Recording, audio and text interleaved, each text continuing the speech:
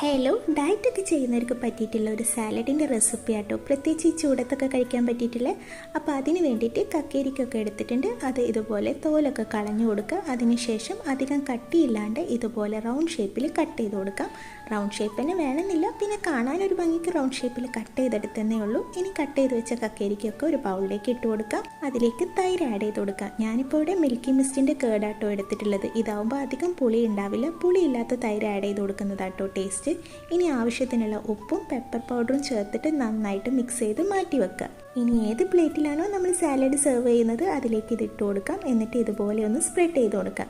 അതിനുശേഷം ചെറുതായി കട്ട് ചെയ്ത മല്ലിയിലയും എരിവിനാവശ്യമായിട്ട് കുറച്ച് ചില്ലി ഫ്ലേക്സും കൂടി ഇതുപോലെ ഒന്ന് സ്പ്രെഡ് ചെയ്ത് കൊടുക്കാം. ഇത്രയേ ഉള്ളൂ. നല്ല ഹെൽത്തി ആയിട്ടുള്ള സാലഡ് ഇവിടെ റെഡി ആയിട്ടുണ്ട്. അപ്പോൾ ഡയറ്റൊക്കെ ചെയ്യുന്നവർക്ക് കഴിക്കാൻ പറ്റിയിട്ടുള്ള റെസിപ്പി ആട്ടോ. അല്ലാണ്ട് വാരി വലിച്ച് കഴിക്കുന്നവർക്കും കഴിക്കാം, നോ വിരോധം. അപ്പോൾ ഇൻഷാ അല്ലാഹ് അടുത്തൊരു വീഡിയോ ആയിട്ട് കാണുന്നവരെ